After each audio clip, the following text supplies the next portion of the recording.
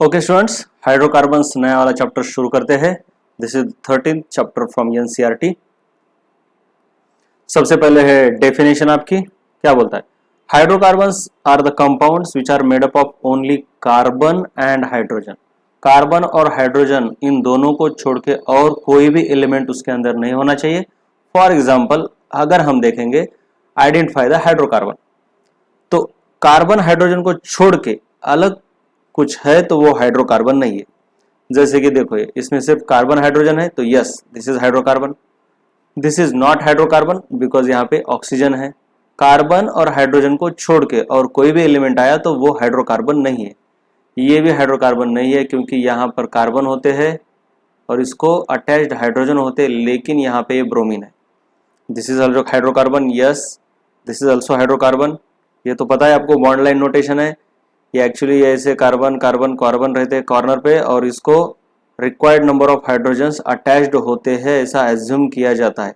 और कार्बन और हाइड्रोजन को छोड़ के अगर कोई अदर एलिमेंट है तो उसको हम दिखाते हैं। तो इसमें अदर एलिमेंट नहीं है इसलिए नहीं दिखाया गया, अगर होता तो इस तरीके से दिखाया जाता। So yes this is hydrogen hydrocarbon, this is also hydrocarbon. This is not hydrocarbon because of this oxygen. This is benzene, this is hydro, yes carbon, this is also hydrocarbon क्योंकि इसमें भी अदर एलिमेंट नहीं है। Carbon hydrogen को छोड़ के other element नहीं है तो वो हाइड्रोकार्बन है।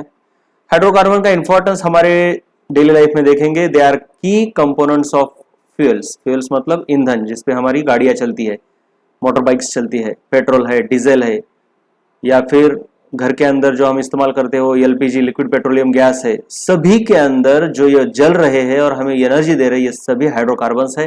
They are main component of the fuels. They are also used as raw materials in daily life and industry. Daily life मतलब रोजमर्रा की जिंदगी में और इंडस्ट्री में, दोनों तरफ ये रॉ मटेरियल की तरह काम करते हैं। रॉ मटेरियल मतलब किसी प्रोडक्ट को बनाने के लिए जो चीज इस्तेमाल की जाती है इसको बोलते हैं रॉ मटेरियल। जैसे लकड़ी से बना टेबल तो लकड़ी हो गई रॉ मटेरियल, राइट? या फिर रिएक्टेंट भी बोला जाता है उसको, रिएक्टेंट। कॉमन फ्यूल्स हमारी जिंदगी में कौन से इस्तेमाल करते हैं हम, जिसके अंदर हाइड्रोकार्बन होते हैं? एक है लिक्विफाइड पेट्रोलियम गैस जो कि डोमेस्टिक फ्यूल हम घर में रोटियां बनाने के लिए, सब्जी बनाने के लिए इस्तेमाल करते हैं। जो सिलेंडर रहता है एलपीजी का वही है ये। It causes least pollution. ये बहुत ही कमाल की चीज होती है, इसमें पोल्यूशन नहीं होता। लकड़ी का अगर इस्तेमाल करते हो, अभी तो नहीं करते लेकिन पहले जमाने में करते थे, तो बहुत ज़्यादा पोल्यूशन, बहुत ज़्यादा धुआं छोड़ती थी, लेकिन ये एलपीजी में ऐसा कोई प्रॉब्लम नहीं है। उसके बाद है कॉम्प्रेस्ड नेचुरल गैस सीएनजी। इसको इस्तेमाल किया जाता है व्हीकल्स पर। आजकल व्हीकल्स सीएनजी के ऊपर चलने वाले बहुत सारे आपको मार्केट में दिखाई दे होंगे। इलेक्ट्रिक व्हीकल से पहले सीएनजी व्हीकल आए थे, right? It also causes less pollution as compared to the petrol and diesel. Then there is liquefied natural gas. This is made by liquefying the natural gas. Natural gas क्या होता है? देखो, हम बोलते हैं ना तेल का कुआं मिला, तो बेसिकली क्या होता है, मान लो ये हमारी अर्थ है। इस अर्थ के अंदर अगर तुम ऐसा वेल बनाते हो, वेल यानी गड्ढा, बहुत बड़ा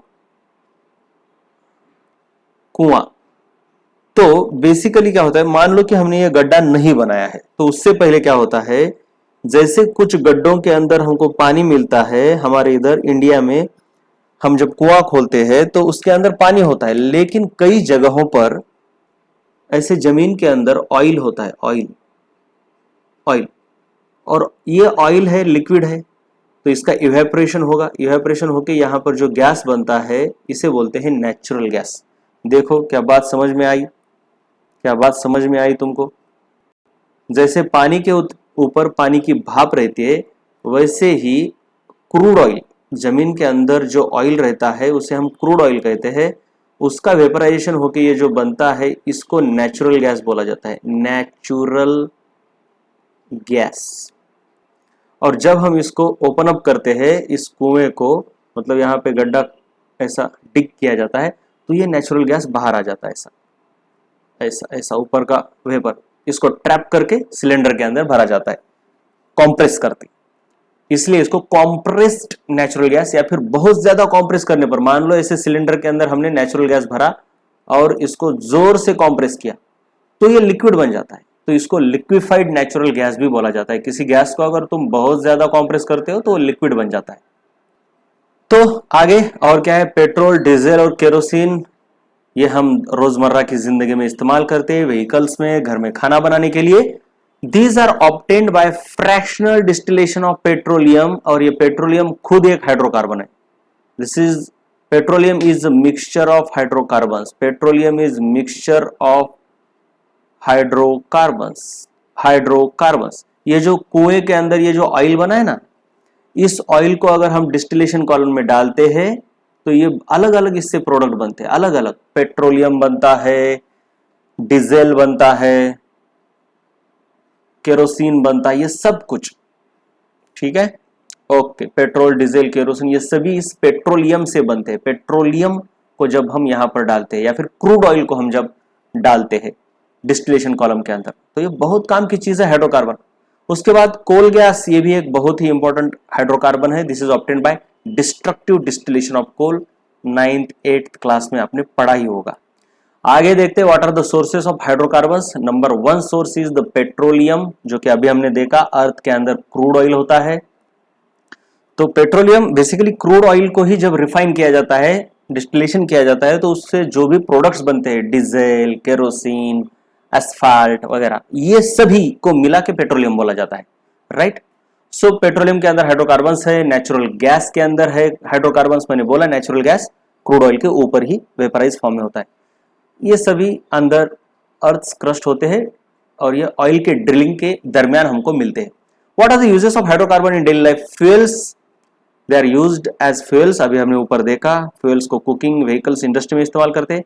उसके बाद manufacturing of polymers like polythene, polypropene, ये सब आगे देखेंगे कि कैसे हाइड्रोकार्बन का इस्तेमाल किया जाता है इनमें। उसके आगे हाइड्रोकार्बन्स को सॉल्वेंट के तौर पर इस्तेमाल किया जाता है इन पेंट्स, जो पेंट्स रहते हैं। अगर कोई ब्रश है मान लो आपके पास ऐसा, इसको अगर पेंट लगाया तो कुछ दिनों के बाद ये पूरा का पूरा ड्राई हो जाता है, तो हम पानी से नहीं धो सकते इसको। तुमको धोने के लिए इसको केरोसिन में या फिर पेट्रोल में डुबोना पड़ेगा, क्योंकि ये पेंट भी नॉन पोलर है और ये हाइड्रोकार्बन भी नॉन पोलर रहते। तो एक बात याद रखनी है, लाइक डिजॉल्व्स लाइक, ये बहुत ज्यादा काम की चीज है। तो तुमको पेंट को अगर डिजॉल्व करके पूरा साफ करना है इस ब्रश को, तो पेंट खुद नॉन पोलर है, इसलिए इसको किसी नॉन पोलर सॉल्वेंट में डालना होगा, जैसे कि पेट्रोल, डीजल। आपने देखा होगा कई बार कहीं ऑर्गेनिक मटेरियल गिरता है तो उसको साफ करने के लिए, या फिर ऑयल गिरता है तो उसको साफ करने के लिए आपको केरोसिन का इस्तेमाल करना पड़ता है, पानी से साफ नहीं होता। Hydrocarbons also act as raw materials for dyes and drugs, paint की तरह ही होते हैं डाइज, ड्रग्स भी, मतलब जो भी औषधियां है उसमें भी इनका इस्तेमाल है। उसके आगे है इन्वायरमेंटल इंपैक्ट देखेंगे हम। वैसे देखा जाए तो एलपीजी और सीएनजी जो फ्यूल है ये बहुत ही कम पोल्यूशन करते हैं, लेकिन केरोसिन और डीजल है इनसे पोल्यूशन बहुत ज्यादा होता है, ये भी याद रखें। उसके बाद देखा जाए तो hydrocarbons are essential for energy, manufacturing and transportation. Transportation में फ्यूल है, एनर्जी जहां पर भी लगती है वहां पर हाइड्रोकार्बन आती है। मैन्युफैक्चरिंग मतलब तुमको कोई भी प्रोडक्ट्स बनाने हैं तो स्टार्टिंग मटेरियल तो हाइड्रोकार्बन है ही कई बार। आगे देखते हैं classification of hydrocarbons, section 13.1 NCERT का। हाइड्रोकार्बन्स का क्लासिफिकेशन हम depending on carbon carbon bond करते हैं। तो यहां पर बेसिकली हाइड्रोकार्बन के आपको दो टाइप्स दिखेंगे hydrocarbon. One is saturated hydrocarbon, दूसरे है unsaturated hydrocarbons. Unsaturated hydrocarbon, saturated में एक ही है, उन्हें कहा जाता है अल्केन्स, यहां पर कार्बन कार्बन सिंगल बॉन्ड होते हैं सभी। अनसैचुरेटेड में दो होते हैं, एक होते हैं अल्कीन्स और दूसरे होते हैं अल्काइंस, जिनके बारे में हम इस चैप्टर में डिटेल में पढ़ने वाले हैं हर एक के बारे में। वैसे देखा जाए तो अल्कीन्स में कम से कम एक कार्बन कार्बन डबल बॉन्ड होता है और अल्काइंस में कम से कम एक कार्बन कार्बन ट्रिपल बॉन्ड होता है। इसका मतलब ट्रिपल बॉन्ड का मतलब ये sp हाइब्रिडाइज कार्बन हो गया, ये sp2 हाइब्रिडाइज कार्बन हो गया, ऑफ कोर्स ये भी sp हो गया और इसमें ये sp3 है। सो अल्केन में सभी के सभी sp3 हाइड्रोकार्बन होते हैं अल्कीन्स में कम से कम 2 तो रहेंगे sp2 एंड अल्काइन में sp। इनके जनरल फॉर्मूले याद रखो। अगर अल्केन में साइक्लोअल्केन को हम अगर नहीं इंक्लूड करते हैं तो इनका CnH2n+2 है स्ट्रेट चेन अल्केन का फॉर्मूला। स्ट्रेट चेन अल्कीन का फॉर्मूला है CnH2n है अगर एक ही डबल बॉन्ड है तो, और एक ही ट्रिपल बॉन्ड है तो CnH2n-2 है। इनके बारे में हम आगे देखेंगे कि what is the meaning of this formula. तो सबसे पहले हम शुरू करते हैं सैचुरेटेड हाइड्रोकार्बन जिन्हें अल्केन्स बोला जाता है। इनमें क्या होता है, सिर्फ सिंगल बॉन्ड्स होते हैं between carbon carbon, double bond बिल्कुल नहीं होता, ये देखो ऐसे। और कार्बन हाइड्रोजन के बीच भी सिंगल बॉन्ड होते हैं जैसे कि इस तरीके से, मतलब पूरे के पूरे सिंगल बॉन्ड रहेंगे, इनके अंदर कोई भी डबल बॉन्ड नहीं रहेगा। कार्बन हाइड्रोजन, ये देखो बहुत ही सिंपल है, बहुत सिंपल है। चलो ठीक है, अभी नहीं बढ़ाते। इनके स्ट्रक्चर दो तरीके के होते हैं, ओपन चेन अल्केन्स और क्लोज्ड चेन। ओपन चेन यानी ऐसे कार्बन, क्लोज्ड चेन यानी साइक्लो अल्केन्स, ये इस तरीके से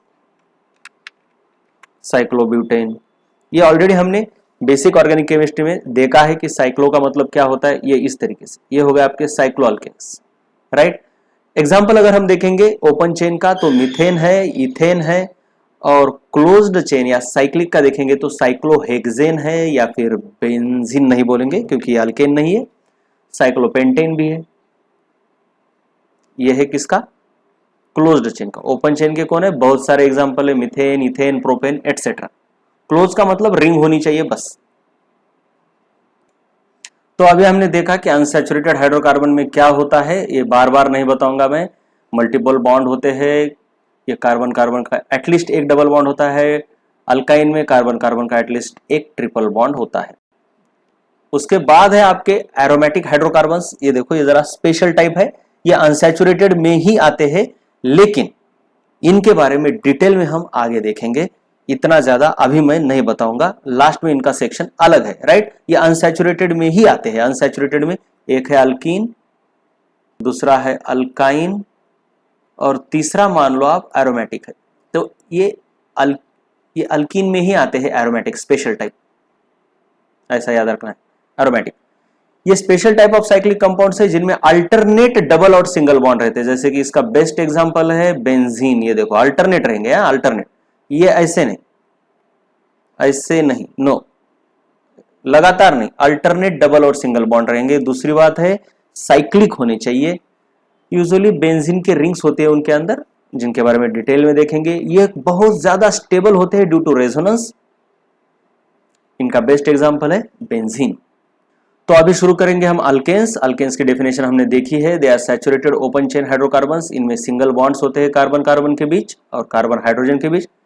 इनका एग्जांपल है मीथेन, जो कि यूजुअली कहाँ मिलता है हमको, कोल माइंस और मार्शी एरियाज में। कोल माइन तो मतलब कोयले की खदान में, और मार्शी एरिया मतलब ऐसा, मार्शी एरिया किसको बोलते हैं जहां पे पानी जमा हो, घास उगी हो, है ना, दलदल, एक यूजुअली इसको दलदल बोला जाता है, कीचड़ होना चाहिए वहां पे, तो वहां पे आपको मीथेन मिलेगा बहुत ज्यादा पैमाने पर। उसके बाद है, चलिए देखते हैं अल्केन्स का फॉर्मेशन कैसे होता है। अल्केन्स का formation they can be constructed by replacing the hydrogen atom in the methane. चलो ये बोलने की बात हो गई। यहाँ पे क्या बोला गया है जरा देखेंगे हम। बेसिकली इनका, तुम किसी भी अल्केन को मीथेन से पैदा कर सकते हो। कैसा पैदा कर सकते हो, देखो भाई, ये मीथेन है इनका बेसिक मेंबर अल्केन का। ये तुमने अगर एक हाइड्रोजन को रिप्लेस कर दिया, मतलब हाइड्रोजन की जगह पर CH3 लाया, तो ये हो गया आपका इथेन, कार्बन की संख्या बढ़ गई। अगर तुम एक और हाइड्रोजन को रिप्लेस करते हो,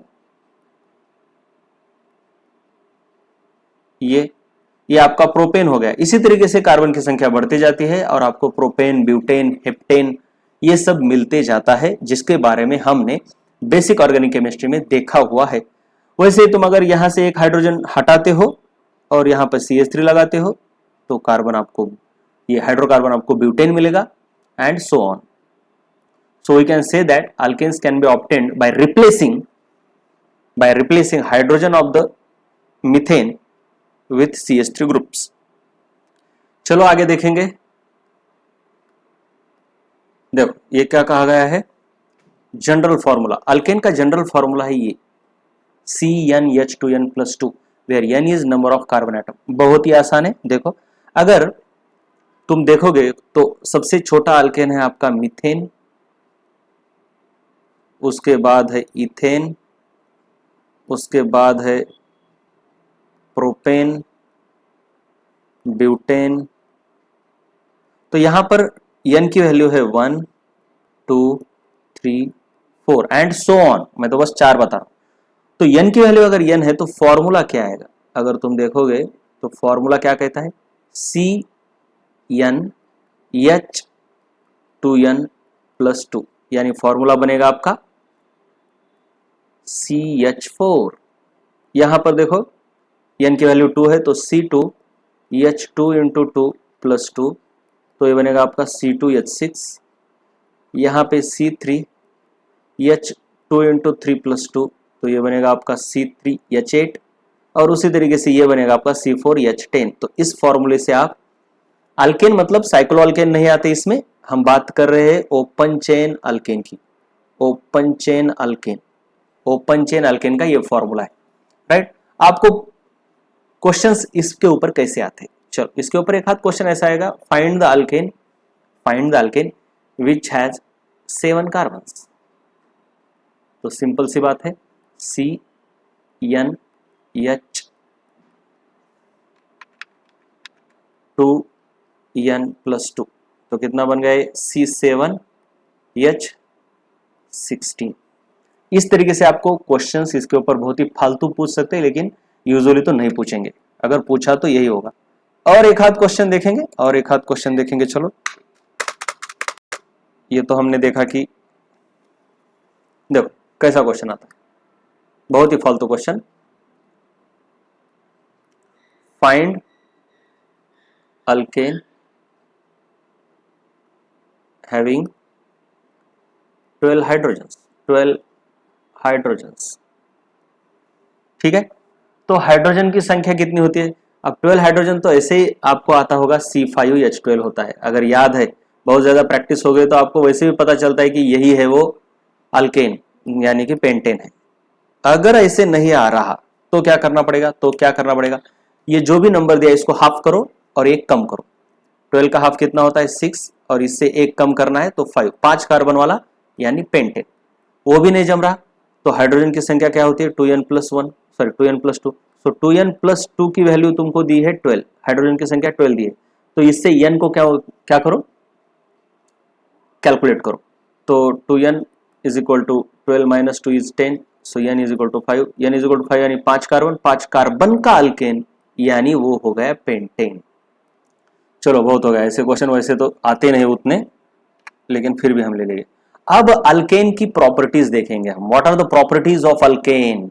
basically they are inert under normal condition. ये बहुत ही काम की चीज है, ये आपको पता होनी चाहिए। यूजुअली अल्केन किसी के साथ रिएक्ट नहीं करते केमिकली। क्यों करते नहीं? कोई भी चीज रिएक्टिव होने के लिए एक तो उसके बॉन्ड्स वीक होने चाहिए, या फिर वो पोलार होना चाहिए। पोलार होना चाहिए, ये बहुत काम की चीज है।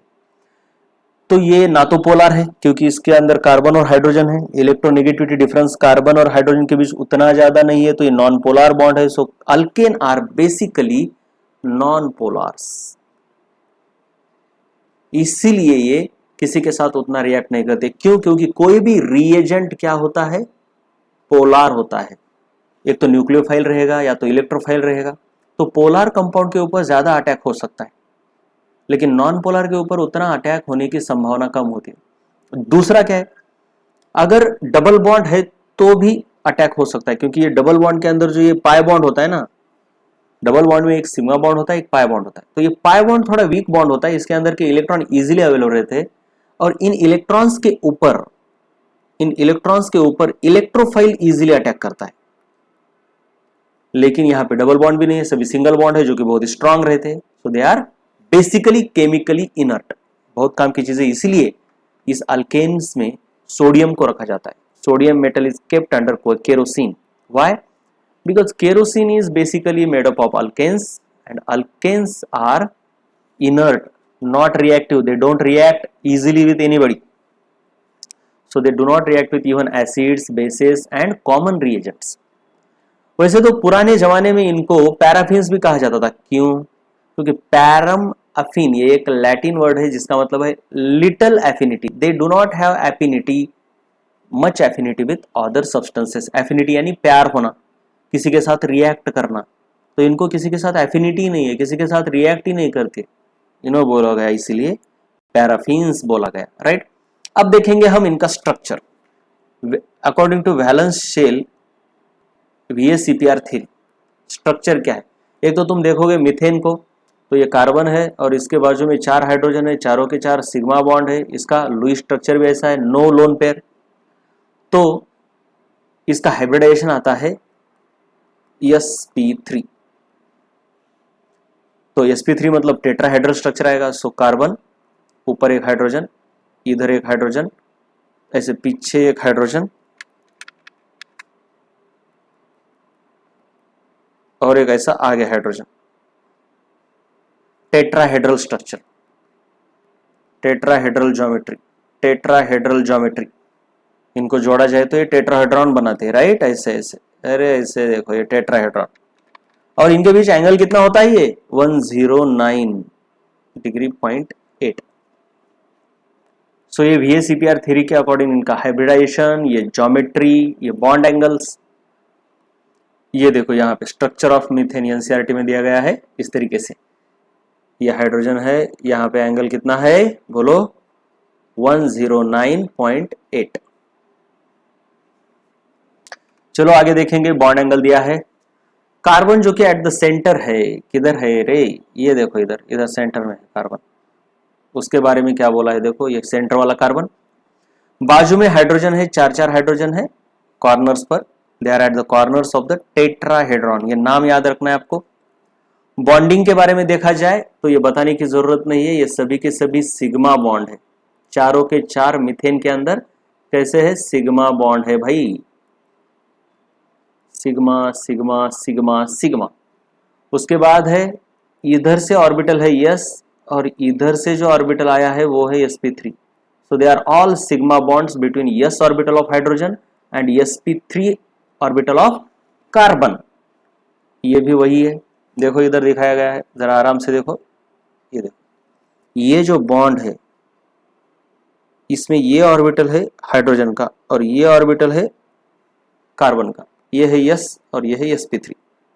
So all 4 sigma bonds of methane are formed by overlap between sp3 and s, sp3 and s orbitals। उसके बाद देखा जाए तो हाइड्रोजन का कौन सा है? 1s है, कार्बन के है sp3। अगर देखा जाए दूसरे हाइड्रोकार्बन को, जैसे कि मीथेन है, मीथेन, तो उसमें क्या होगा? जो कार्बन हाइड्रोजन के बॉन्ड है वो sp3 और s के बीच रहेंगे, लेकिन जो कार्बन कार्बन बॉन्ड है वो इधर से भी sp3 और इधर से भी sp3। तो sp3 ओवरलैपिंग से बनेंगे कार्बन कार्बन के बॉन्ड। ये सब याद रखना है, इनके बारे में पूछा जाता है, ठीक है। और ये सब सिग्मा बॉन्ड है, इसलिए हेड ऑन ओवरलैप है। यहाँ पे पाई बॉन्ड है नहीं तो लैटरल ओवरलैप है ही नहीं। इसके बाद बात करेंगे हम बॉन्ड लेंथ्स के बारे में। तो बॉन्ड लेंथ तो कोई पूछता नहीं, बस ऐसे ही डेटा दिया है। आगे देखेंगे हम nomenclature and isomerism in alkanes. पहले देखेंगे हम नॉमेनक्लेचर। नॉमेनक्लेचर बहुत ही आसान बात है, इनके कॉमन नेम्स पहले देखेंगे। नॉमेनक्लेचर में 2 चीजें होती है, एक रहते हैं कॉमन नेम्स और दूसरे होते हैं आयुपैक नेम। याद रखना है बेटा, कॉमन नेम पुराने हैं, जब ऑर्गेनिक कंपाउंड बहुत ही कम थे तो कॉमन नेम का इस्तेमाल किया जाता था। अभी ऑर्गेनिक कंपाउंड की संख्या बहुत बढ़ गई है तो आयुपैक नेम सिस्टमैटिक नॉमेनक्लेचर की एक साइंटिफिक मेथड है। पहले देखें common name. Basically common name कभी भी देखना है किसी भी कंपाउंड का, ये अल्केन हो, अल्कीन हो या फिर कार्बोक्सिलिक एसिड्स हो, बेसिकली इनके नाम usually they are based on the source या फिर स्ट्रक्चर ऑफ द मॉलिक्यूल। जैसे कि देखा जाए आइसोब्यूटेन, तो आइसोब्यूटेन इस तरीके से, इसलिए स्ट्रक्चर के बेसिस पर इसको आइसोब्यूटेन बोला है।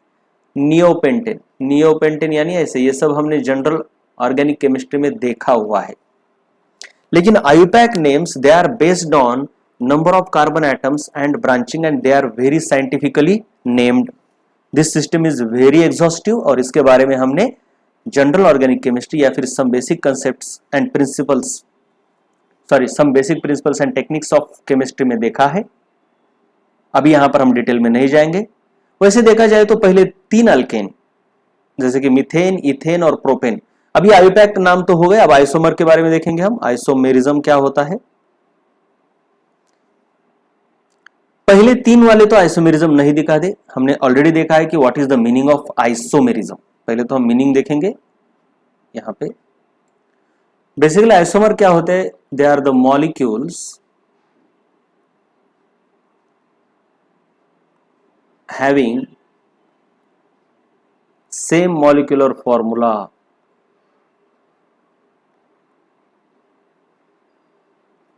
but different properties